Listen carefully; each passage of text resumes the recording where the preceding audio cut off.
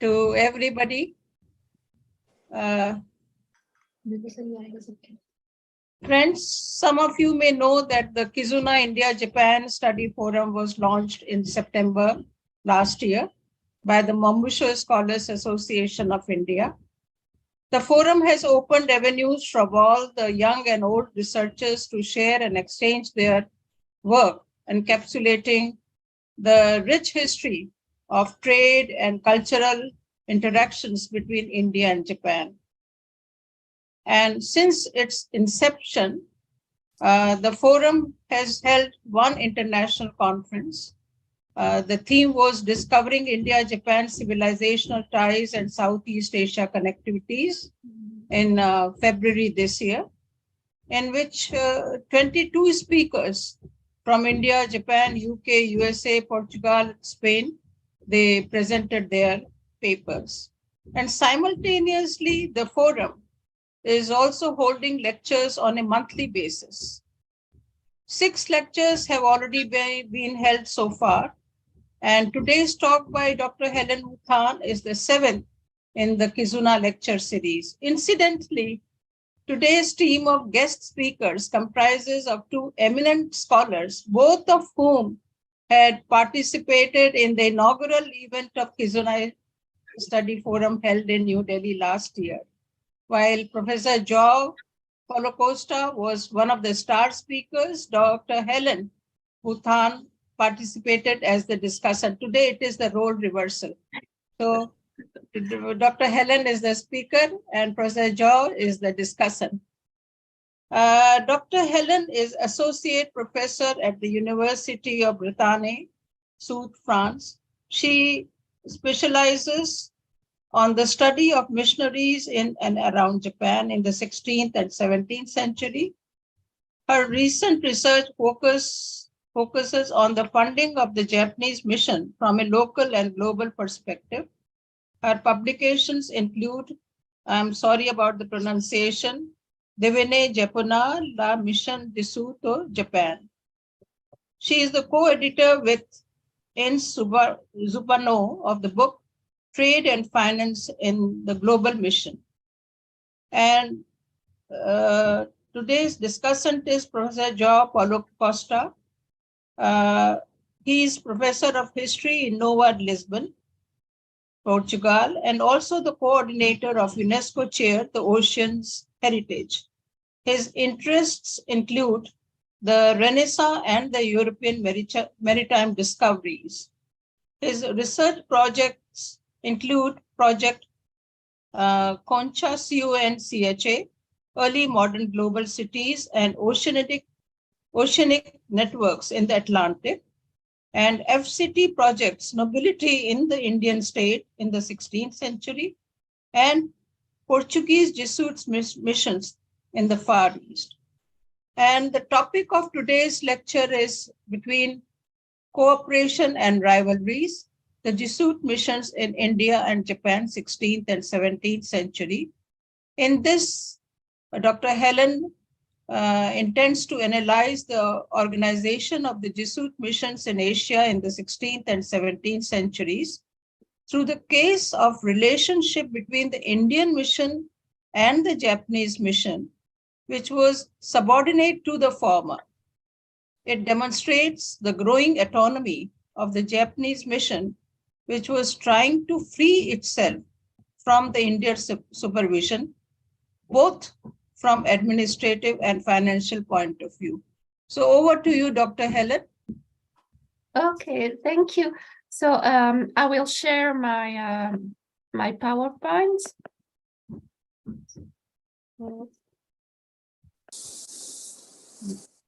Is that okay? Can you see the? Yes. Okay, great. So thank you very much for having me here, and I'm really happy to be online with you. And I would like to thank Professor Sushila for her kind invitation and presentation, and to thank also Professor Costa, who accepted to be the discussant of this presentation. So today, as Professor Sushila said, we will talk about the links, in fact, between the Jesuit mission in Japan and the Jesuit mission in India during the 16th and the 17th centuries. So maybe let's start from the beginning. The Japanese mission was founded in 1549 by Francis Xavier. So here you have a famous portrait of Francis Xavier. You can see the Japanese inspiration, on in this portrait. So Francis Xavier, before coming to Japan, he went to India to evangelize the population. So he arrived in India in 1542. And he spent several years traveling in the south of India, but also in the Moluccas or in Malacca. So here you have a map of the travels of Francis Xavier. You know that you can see, on the map that he traveled, he spent 10 years in Asia, from 1542 till his death in 1552. And he spent most of his time, in fact, traveling back and forth between India and the east of Asia. So Francis Xavier met a Japanese man in Goa called Yajiro, who talked to him about Japan, how the people would welcome the Christian faith in Japan. And when Francis Xavier met Yajiro, he was a bit disappointed by his Indian experience because the conversions in India were quite few. And so he decided to go to Japan in 1549 with Yajiro and with two other missionaries. And he spent approximately 2 years in Japan, from 1549 till 1551.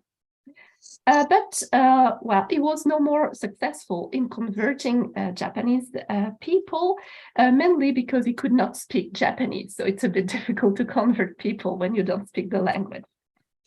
But he left a vivid portrait of Japan and the idea that Japanese would make very good Christians. So to put it in a nutshell, we could say that the Japanese mission started as an offshoot of the Indian mission. So here is a picture of, Francis Xavier on the right, and you have the statue of Yajiro on the left. So what does that mean that the Japanese mission was an offshoot of the Indian mission? It means that the Japanese mission till the beginning of the 17th century was administratively dependent on the Indian mission. So in the Jesuit vocabulary, they have their own vocabulary. The province of India supervised the other missions in Asia, that is the mission in the Moluccas, in Malacca, but also in Japan and in India. So here we have, a map. So you can say that the province of India, encompass all territories from Goa to Nagasaki. That is a huge territory. You have 6,000 kilometers, between Goa and Nagasaki.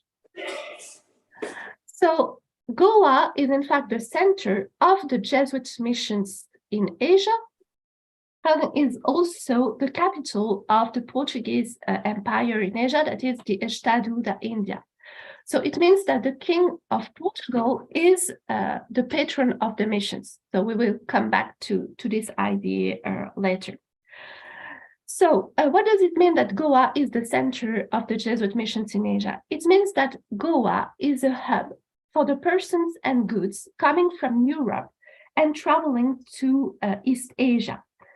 That is that all the new recruits, all the new Jesuit recruits coming from Europe, all the money, all the letters, all the books, paintings, all the medals sent from Europe, mostly from Rome or from Lisbon, transited in Goa before being sent to East Asia. So here you have, for example, medals. So on the left, you have medals depicting Saint Ignatius of Loyola, the founder of the Society of Jesus. On the right, you have a medal with the crucifixion. So this kind of objects, were sent from Europe to Japan to be given to the converts, as objects of devotion. So, really a hub for all the persons and goods coming from Europe. Second, well, the idea is that this administrative dependence also meant that the Japanese mission could be inspected by the Provincial of India. So, however, the great distance involved, we said that we do have 6,000 kilometers between Goa and Nagasaki, raises the question of how much oversight Goa could exert on the Japanese mission due to the distance. So normally, the Provincial of India was supposed to visit every year the mission is supervised. That is, that the Provincial of India, who stayed in Goa, was supposed to go every year to the Moluccas, to Malacca, to India, to Japan and to China, to inspect, the work of the missionaries there. Of course, it was impossible at the time due to the distance and due to the notoriously difficult sailing conditions in the China Sea. So we only have one example of the visit of the Provincial of India to Japan. It was the visit of Melchior Nunes Barreto in 1556. It means at the beginning of the missions. So Melchior Nunes Barreto, traveled from Goa to Nagasaki, and he spent a few months in Japan, but that is the exception. All his successors prefer to stay in India. And so you don't really have, a strong supervision from India to Japan. Japan is administratively dependent of the Indian mission, but in fact, since there is no inspection, the Jesuits in Japan were quite free to do basically what they wanted. So what was the Japanese mission at the end of the 16th century?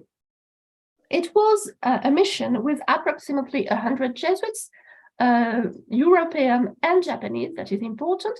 And there was also hundreds of catechists, called dojuku, who had the missionaries in preaching, but also in the daily life. And there were also college seminaries where Japanese recruits were trained, and approximately 20 houses, mostly in the southwest of Japan. Here you have a map of all the houses opened by the Jesuits in Japan. So you can see that most of these houses, college and seminaries, were in the Kyushu Island, and most specifically in the west of the Kyushu Island, in the place called Omura. And you have the center of the Jesuit mission, which was Nagasaki, where the Portuguese ship came every year. We will come back to that later. So it was what the visitor, the Jesuit visitor Valignano, the visitor is a senior Jesuit, called a big machine. So here you have a little portrait of Valignano, who supervised all the missions in Asia. It was an Italian Jesuit. You can see it by his name. So Valignano called the Japanese mission a big machine. That it means that the Japanese mission needed a lot of money, a lot of money to work every year. The expenses were really great every year. So the question is, where did the Jesuits find the money to secure the evangelization of Japan? And we will come back to India by studying, in fact, the money the Jesuits needed to secure this evangelization of Japan. So you have, in fact, 5 solutions to have money. The first one was to ask for the converts' help, the Japanese converts. So the converts help a lot the missionaries with money, but also with, for example, wood for the construction of the churches, with clothes, with food. But, these donations were not sufficient. So a second solution was used by the Jesuits in Japan, that is the land investments in Japan. exactly as the missionaries did in Europe, where they had lands, to provide economic and financial resources. So the Jesuits in Japan were given lands by Japanese Christian lords in the south of Japan, where all the houses were on the map. But it was still insufficient to provide for the whole mission. And moreover, the donations were only temporary due to the political upheavals in Japan at the time. You have a lot of wars between the local lords, and so very often the Jesuits lost the lands that were given to them by a Christian lord. So a third solution was used, that is the investments in the trade between China and Japan. So here you have, it's a famous depiction on an ambient screen of the Portuguese ship, traveling from India to China and to Japan. And so the Jesuits invested in the silk trade between China and Japan with the help of the Portuguese merchants in Macau. But of course, this solution, of to invest in trading activities, religious investing in trading activities, was highly controversial. So the fourth solution used to give money was donations coming from Europe, mostly from the Pope. So we know, for example, that the Pope Gregory the 13th, but also the Pope Sixtus V, gave money to the Japanese mission, but this money was taken on bishoprics in Spain. So the money has to come from Spain every year to Japan.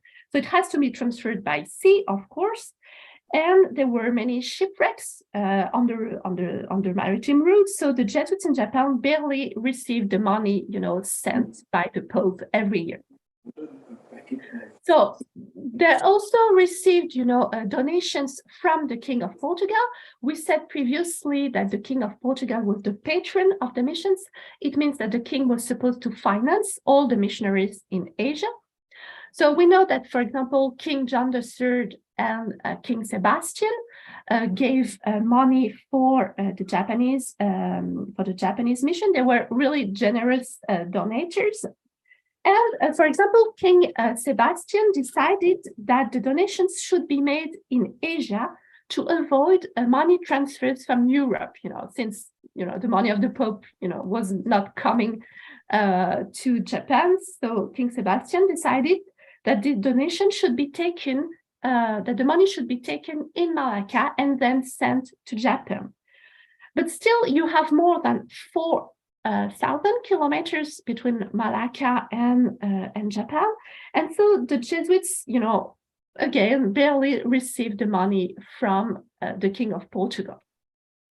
So they experimented a fifth solution, and that's the way we come back to India. They decided to invest, to make land investments in India. So the Jesuits bought land in the Bassein area that is in the north of Goa, the capital of the Estado da India. So the Bassein area was conquered by the Portuguese in 1534 for strategic purpose and because the land is very fertile in this area.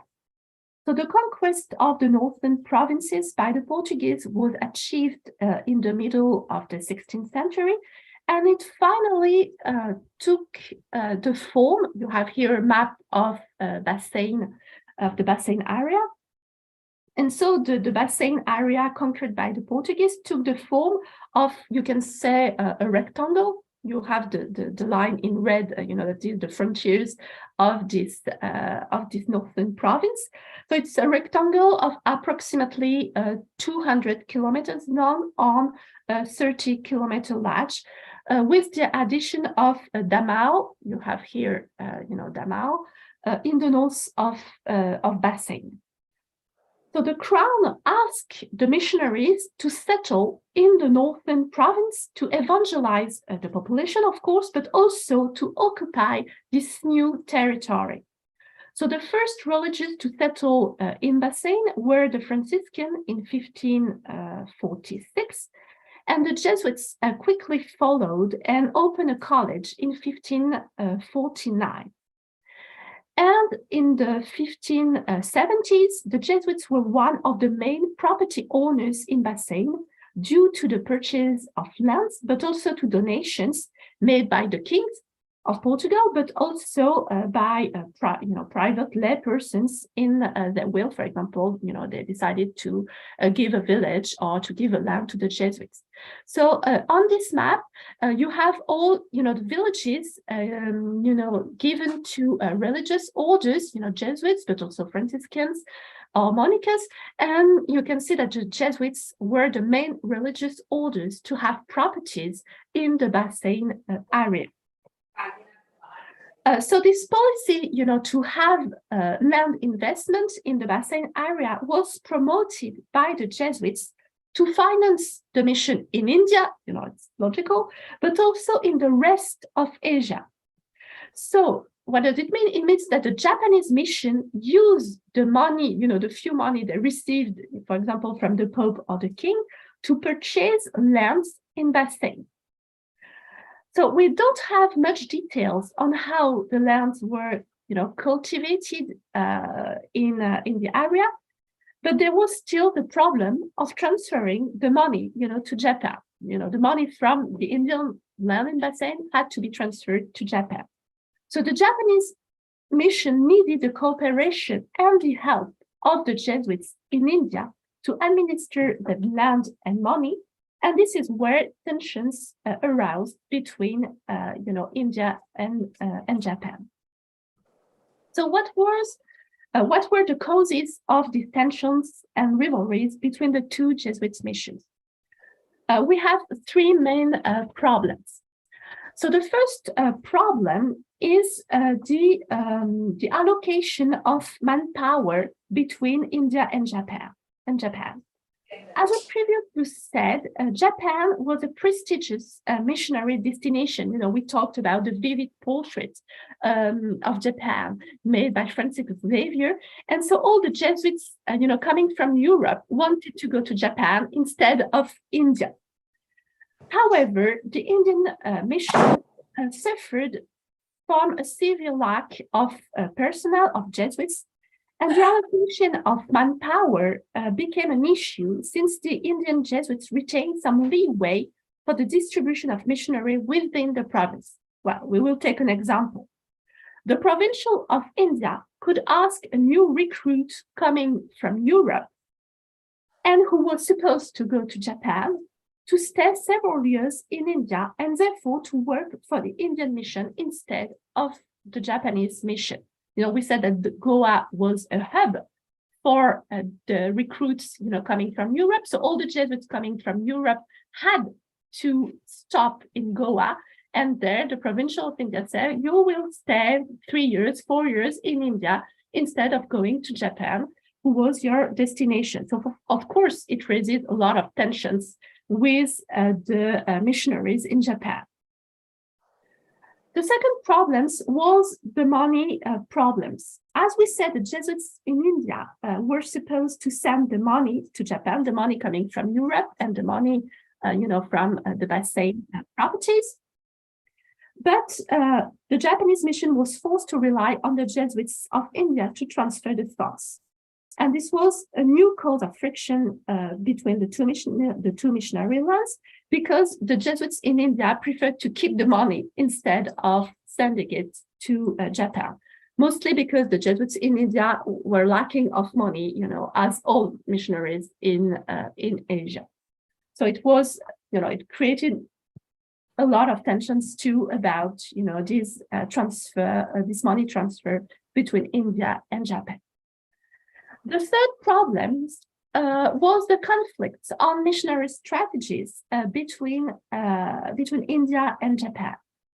So the Jesuits in Japan implemented a strategy that implied to rely on Japanese catechists for an important part of the evangelization. It was the same in India, where Indian catechists were important, especially with the lack of European Jesuits. So the difference between the Indian and the Japanese mission lies in the fact that the Jesuits in Japan wanted to promote Japanese to priesthood. And in India, you know, the Jesuits, the European Jesuits didn't want to promote Indian to priesthood. So there was, there was frictions, let's say, between this missionary strategy implemented by the Jesuits in Japan. And the second problem concerning missionary strategy was the opening of the Macau College. So the Portuguese settled in Macau in 1557, and Macau became an important place for the Japanese mission. So this was the place where all missionaries and goods coming from Europe through Goa stopped before being sent to Japan. Macau was also the main port city for the Portuguese ship coming from Goa and traveling between China and Japan, as we saw. And Macau was also considered as a real base for the missionaries in case of a persecution in Japan. So this importance of Macau for the Japanese mission led Valignano, we talked about Valignano previously. So Valignano decided to open a new college in Macau for the Japanese, this time to priesthood. It was in the 1590s. And it was hoped that placing, the Japanese recruits in a Portuguese environment would inculcate them with Catholic virtues and allow them to better learn the Portuguese language as well as European customs. And the founding of the Macau College met with fierce opposition from the Jesuits in India, because you had also a college in Goa. And the Jesuits in India feared that the founding of the Macau College would undermine the existing one in Goa, that everyone would go to study in the Macau College instead of the college in Goa. It was also interpreted as a sign that the Japanese mission wanted to break all the links it had with the Indian mission and became, completely independent.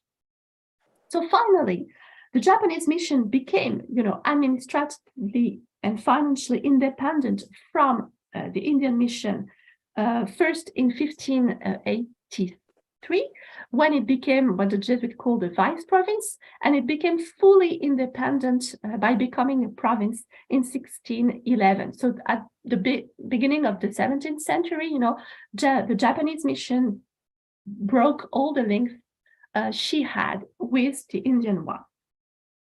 So in conclusion, because I think I have to conclude, there were strong links between the Indian and the Japanese mission, and the Japanese mission was heavily dependent from India for men, for goods, for money, and it was really difficult to have these two, it was the two most prominent missions in India, but it was really difficult to have them cooperate due mostly to administrative and financial rivalries. Well, I think we should not oppose the two missions, because a lot of missionaries, a lot of Jesuits began their career in India before moving to Japan, or the other way around. And I think we need more comparative works between the India and the Japanese mission in the future. I hope that, maybe some students will continue this work in the future. Thank you very much for your attention. Thank you very much, Dr. Hélène, for a... Just excuse me, Sushila, this is the last, picture. It's the facade of the Macau College. It's the only thing remaining of the Macau, the Jesuit, college in Macau, and you can see that the architecture is really Portuguese. Yes, it's a beautiful building. Yes. Thank you very much, Dr. Hélène, for a very, very fascinating presentation. Let me invite Professor João Paulo Costa for his comments. Over So to thank you. you. Thank you, Okay. sir. So good morning, good night, good evening to everybody from where you are. I thank again to Professor Sushila for the invitation. It was very nice to be in New Delhi last September with the comments of my dear friend HÉLÈNE Vutan, and now I'm very happy to come back to this forum to make some comments on the excellent presentation that HÉLÈNE gave to us a few minutes ago. So she presented to you what were the main characteristics of the relationship between the headquarters of the Jesuits in Asia, settled in Goa, in India, in Goa, and what was happening in one of the peripheries, which was the Japanese one, which was the most spectacular from the early modern people perspective, meaning where more baptisms were taking place. It was the main goal of the missionaries everywhere in the world, the Catholic missionaries, was to get what they called at that time as conversions. And many times we, the historians, use that word. I don't like to use the word conversion to the people who change of religion, because it's very doubtful if they really, what they really changed. We don't, if nowadays I'm Catholic, if I go to a mass and I ask to all my brothers who are around me, what is the hell, what is the paradise, what I shall have, if there are 100 people at the church, I will have 200 different answers for sure, because we don't know exactly what are the feelings and the reasons why everybody accepts or not to officially in a society to change of religion. But for them, it was that the goal was that one. And for example, just to give an example, in a certain moment, the Jesuits were settled in Macau for 20 years, but they were not yet getting many baptisms among Chinese people.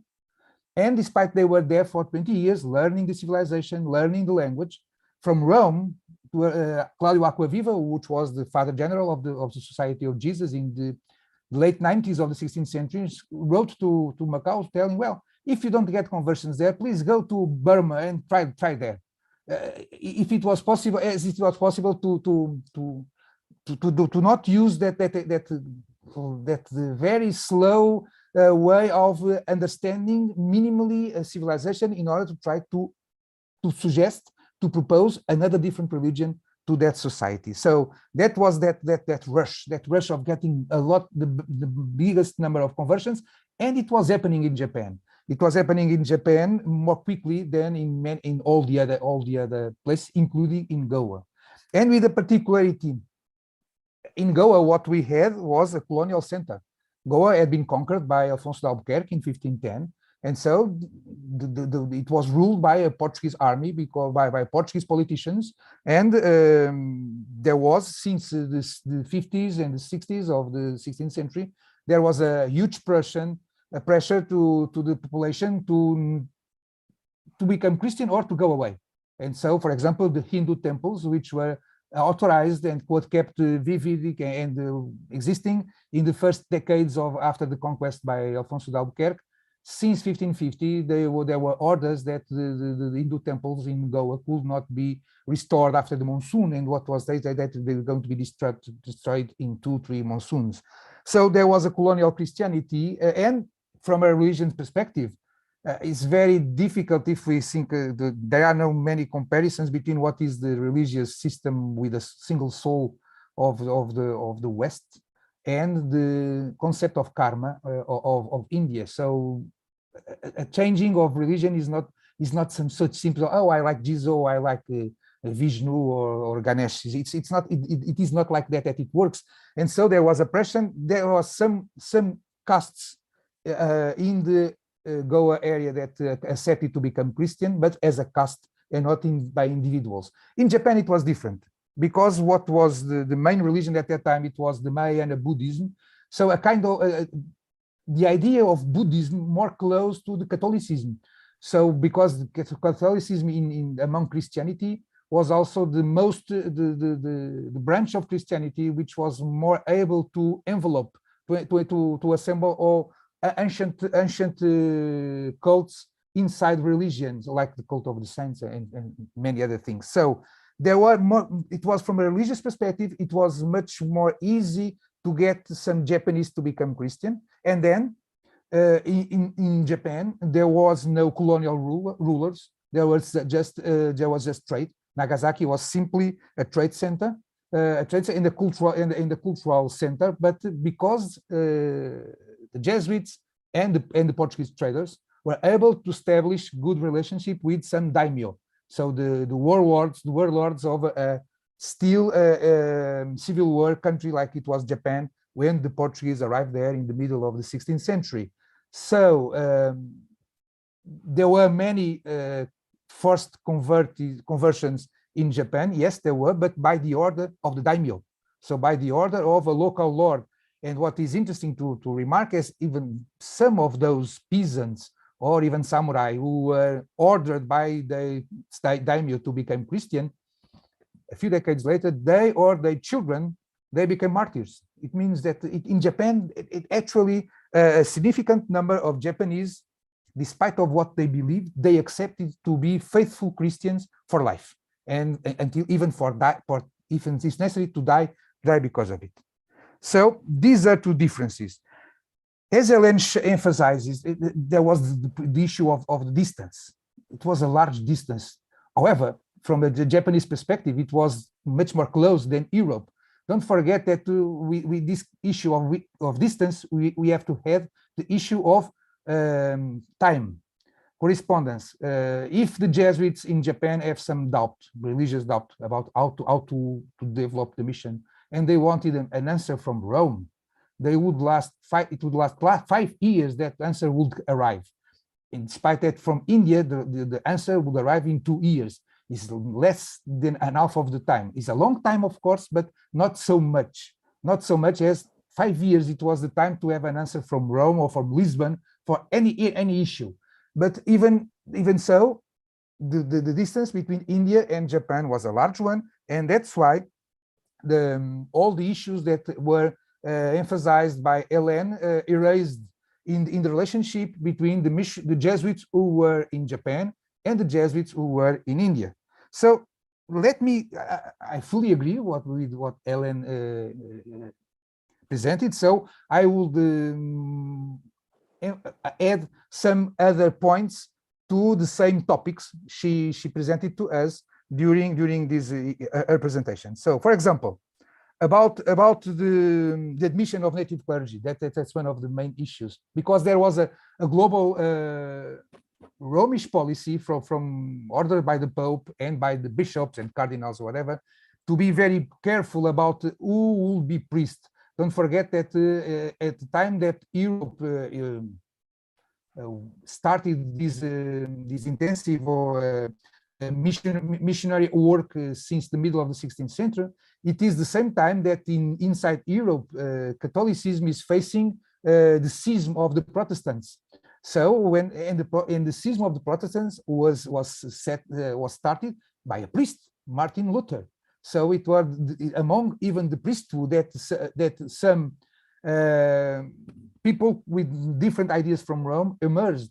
So there was a great concern about the possibility that all those new Christians could become heretics, because there was a consciousness that despite they were baptized, they will not have the same principles and the same beliefs and the same traditions and the same cultural background that Europeans had. So there was a very big resistance. But in Japan, there were two problems. In Japan, as I told you, and it was also emphasized by HÉLÈNE, the mission grew very quickly. In 1570, there were already 30,000 baptized, and by the end of the 16th century, the numbers of the Jesuits is about 300,000 baptized people. So it was a huge number for that time, and growing very quickly, meaning that if the persecutions will not start, probably it will double in more 10, 15 years, and then there should be already a significant number of the population. But for having so many Christians, they needed a large number of priests and brothers. And Europe was not sending, and most part of those who were sent by Europe, they were some sunk in the ocean because they were shipwrecks and so on, but many also were located in Goa, as HÉLÈNE explained. So only a few of those who were sent from Europe arrived to Japan, but they needed people, so they started recruiting among the Japanese who were good catechists. But with this situation that, for example, they write to Rome, "Oh, now we have a brother Lorenzo," but they didn't say it was Lorenzo Riosai, which maybe became one of the heroes of the mission, according to Luis Freud. But so it was forbidden to accept Japanese, but when Valignano authorized the admission of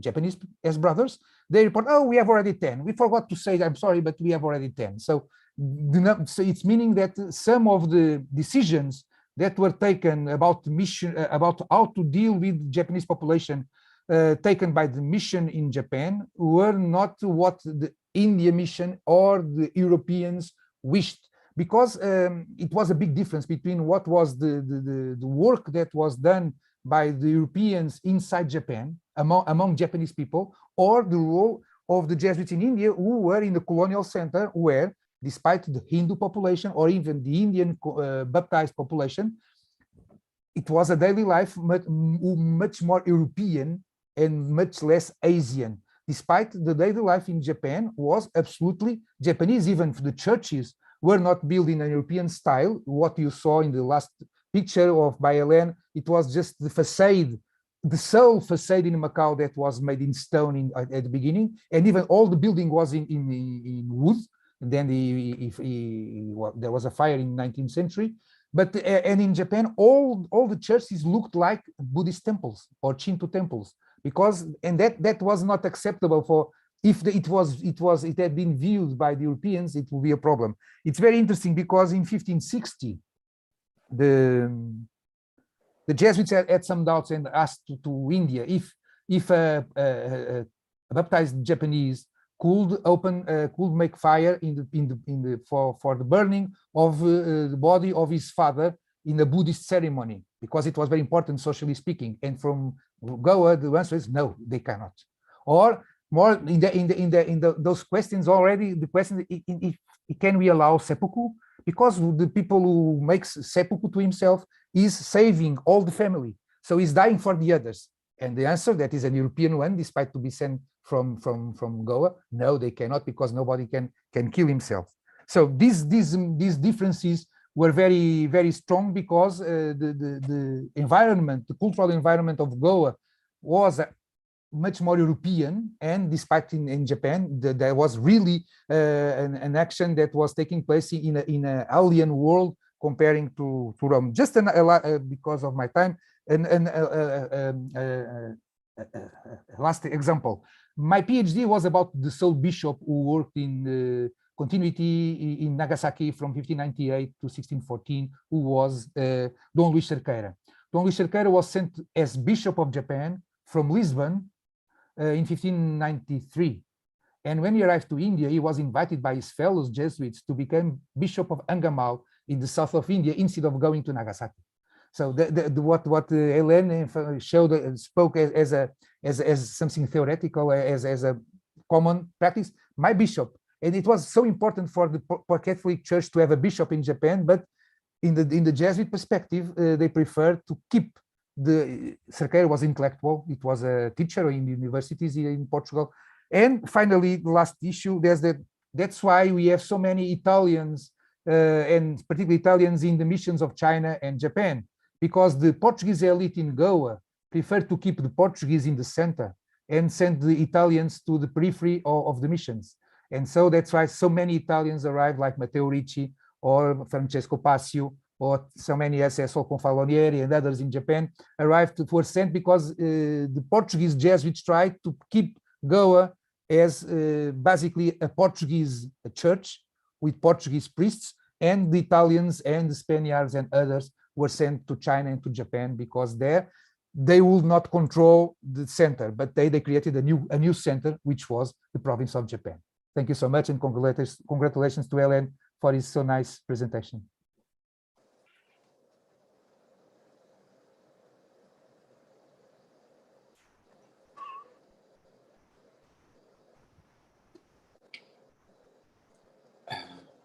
Is Sushila on? Thank you so much, Professor João Paulo Costa, for your insightful Welcome. remarks. Now, may I open the floor for question, answers, and discussion? Yeah. May I ask a question to Professor De Costa about what he mentioned about Japanese Yes, please. making, the Japanese mission appointing their own priests in Japan, because Goa was very insular and the Portuguese wanted to keep all the European priests in Goa itself. Yeah. The question I wanted to ask you is, since the main seminary and college was in Goa, and perhaps, if I understood you correctly, a smaller one in Macau, where did the Japanese priests actually train? How did they become trained to function as full-fledged priests? Was there a college also in Nagasaki? Kind of seminaries. So it's a very interesting story. At the beginning, the first Europeans who were accepted as brothers in the Japanese mission, and then they wanted to be, or they were in conditions to become priests, they were sent to Macau, and they were ordained by the bishop who was in Macau since 1568. Then in 1580-81, Alessandro Valignano, during his first visit to the Japanese mission, created 3 seminaries for the teaching of young people, of adolescents, who would be able to become priests or brothers later. And they started there. Then in 1593, he created the College of Macau, and the College of Macau was conceived in a part 2 as a seminary for Japanese priests. And the first Japanese who were ordained as priests in 1601 were students in Macau. But then there was a tension between Japanese and Chinese, and the last priests were, then they were prepared. When Bishop Cerqueira arrived to Japan, he was a doctor in theology, so he could prepare the priests. And so most of the priests which were ordained since 1603, they did all their preparation in Nagasaki, or in India and in the villages around Nagasaki. Ah, I see. Yes. Yes, thank you. Thank you. Thank you, Ambassador Seth. Anybody else? May I, Sushila ji, ask Ashok Jain? Yes, please. Dr. Jain, please. I think it's a very simple question, but what was the language kind of was it a problem? Who learned Portuguese, or was it all Japanese? The missionaries picked up Japanese, or is there a literature available of that period in sort of about Christianity in Japanese, or what?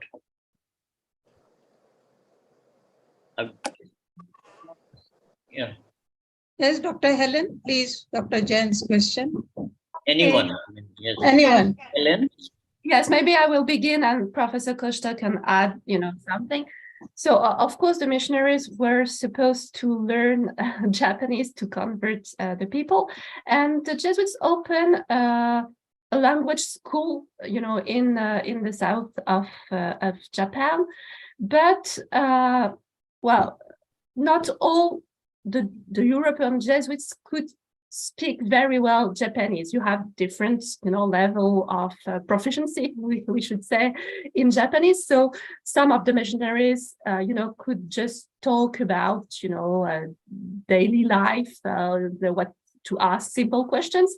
Some of the missionaries could preach in Japanese, and just a few of them were completely fluent, in Japanese. So the best example is Jean Rodrigues, who was called the interpret, and who was, completely fluent in Japanese, and he wrote a dictionary of Latin, Portuguese, and Japanese. At the beginning of the 17th centuries, with the help of Japanese brothers. So you were supposed, it was a policy among the Society of Jesus to learn the language of the people you were converted, but it does not mean that everyone could perfectly speak Japanese. I hope I answered your question. Yeah, Thank very you. good. In the case of India, actually, the missionaries, they learned Persian. They learned Persian, yeah. Yes. Yes, they learn Persian. They learn also. They for also example, translated Bible into Persian. Yes, they learn also Tamil. I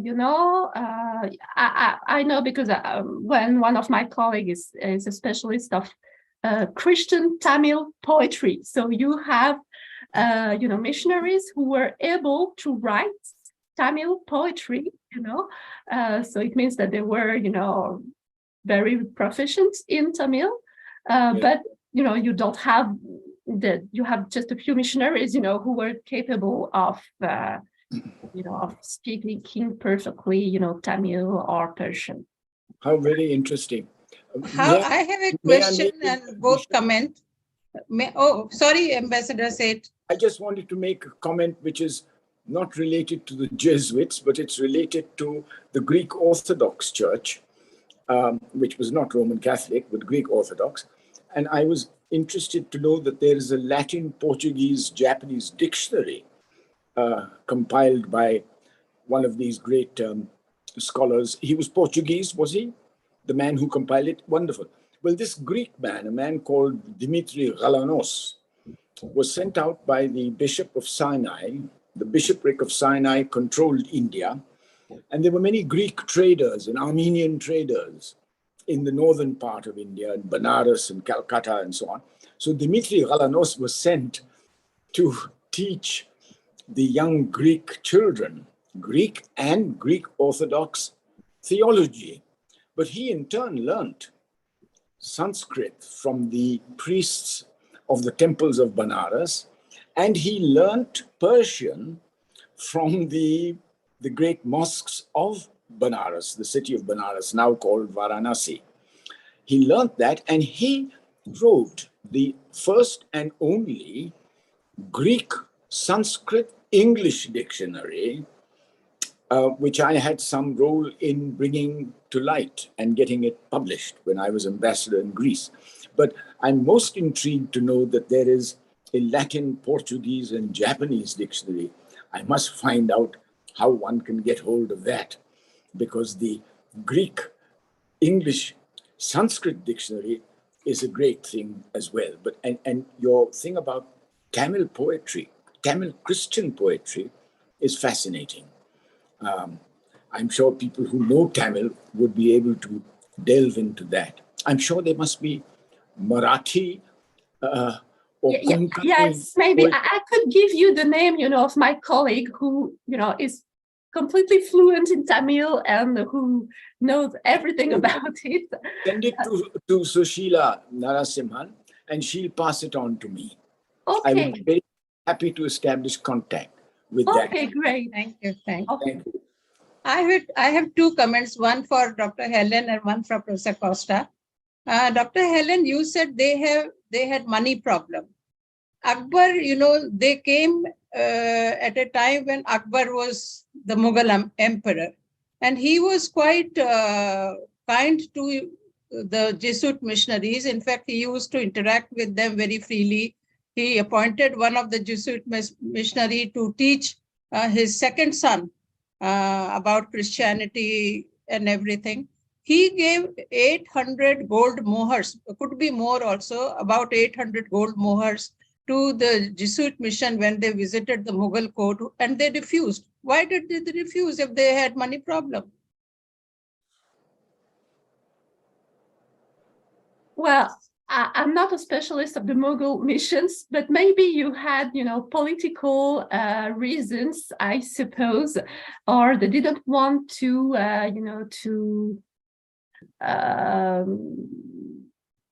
how can I say it? To be dependent maybe of the Mughal emperor. That could be a hypothesis to understand why they refused this money. But sure, they needed the money. That's for sure. They accepted a lot of silver from the Japanese warlords. They accepted silver from the Japanese warlords. And Professor Costa, despite the Pope's arbitration, they could not resolve the differences after they were all within one Jesuit organization. I don't understand.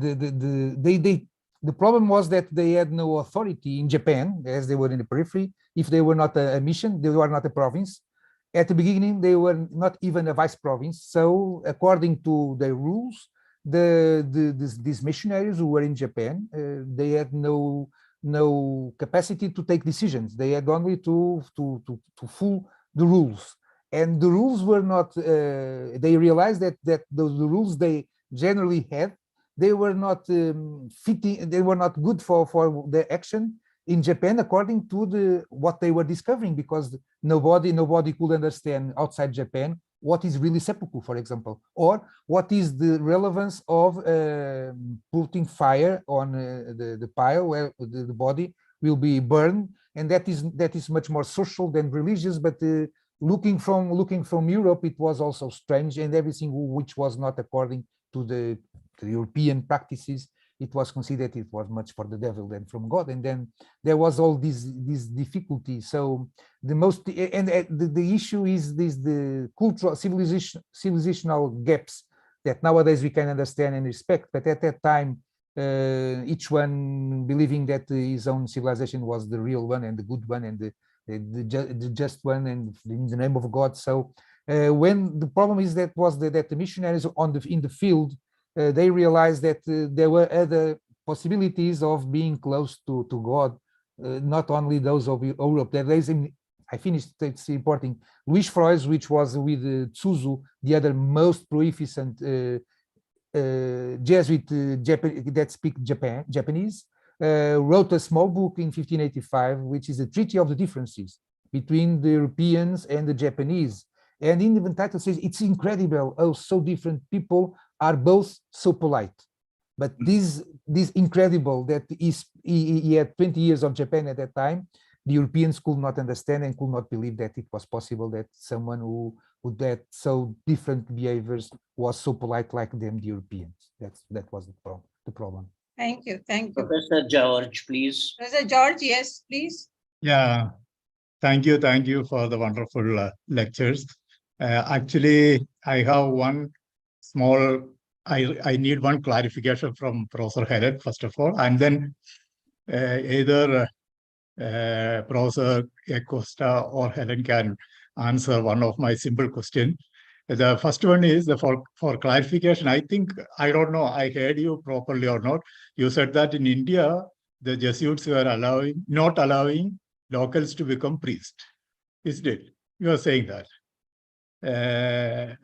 But according to the little knowledge I have, what I know is that they were not allowing any Indians or local Christians to become bishop. But priesthood, they were offering locals to become priests, I think. What is your opinion? Have you gone through that? Well, in the 16th century, I don't think that you have an Indian priest, but maybe Professor Costa could confirm. No Jesuits, but diocesan. Jesuits. These diocesans, there were already some Goans who were accepted as priests. That's why this clarification. But not the Society of Jesus. The Society of Jesus in the 16th century in India accepted one which was a Brahmin. Peter something, and it was the sole one that was accepted in a certain moment, but it has not any other. So in Goa, but even those diocesan priests except in Goa were an exception, looking to the church as a whole. It was the exception. Of course, they were not allowing any locals to become bishop. That I understood. Till the 20th century, beginning of 20th century, no bishops were made from the local priests. So that is there. Now, the question is regarding, actually a very simple question, that before Macau became the center for training Japanese priests, was there any mutual interaction among the laymen of Japan and India? I mean, Christian laymen of Japan and India? Means coming and going to Goa or going to Nagasaki. Some Japanese coming to Goa, some Indians going to Nagasaki. No, There was not at nothing. all. No, there is this flow of people that comes from Europe that stops in the hub of Goa but keeps going, but not to come back. No, there was some. Look, at the beginning, a few of the Jesuits who went to Japan, some because of some disagreements, some like very famous like Vilela or Francisco Cabral. There were a few that when they were not successful with the others in Japan, they went back to India. But there was a few, and when they were not in accordance with the majority of their fellows, there was some. And the case of Francisco Cabral is very important because later he was the provincial of India. He had he was an enemy, a foe of Alignano. There were many quarrels between both of them. So, but there was not that interaction. All the training when it's outside Japan is in Macau, because when the mission starts, Macau emerged as the focal point of the Portuguese in China Sea very quickly in 1557. So Macau That was means in conclusion, we can say that there was no interaction between people-to-people interaction between India and Japan during the medieval period, even among the Christians, Indian Christians and Japanese Christians. We can make a conclusion like that. There was institutional relationship, but not, but just institutional. And I mean, visiting each other. Visiting each other is the main visiting each other. point. No, that didn't happen. That didn't happen. No, okay. Okay. Thank you. Thank you very much. They were too far away. It was a very long journey. We can take just one question because already we are exceeding the time. Is there any other question? May I have your permission to conclude? Thank you. Thank you. Thus, in her very fascinating and erudite presentation, Dr. Hélène discussed the relationship between the Indian and Japanese mission, which was far from cordial, mainly because the Indian mission had an upper hand in both administrative and financial spheres. To a great extent, geographical distance and lack of communication, especially the hurdles sailing via China Sea, undermined the authority of the Japanese mission. This imbalance caused rivalries and tensions between the missions within a single Jesuit province, despite Roman arbitration. Dr. Hélène also pointed out the influence and repercussions of regional dimension, which is often overlooked in favor of global aspect. And Professor Joao Paulo Costa's very insightful comments enriched the presentation, as well as our understanding of the internal politics that marred the relationship of the two missions, despite their being under a single Jesuit province. On behalf of the KIZUNA India-Japan Study Forum, I thank both the speakers and all the other participants who were able to join us via Zoom.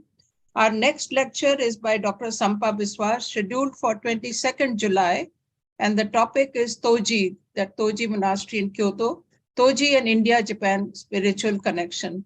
So looking forward to seeing you again. Thank you very much. Namaste. Thank you. Thank you very much. Thank you very much. Hope to see you again. It's a pleasure. Thank you. Thank you so much. Thank you. Thank you so much. Thank you very much. So much. Thank you so much.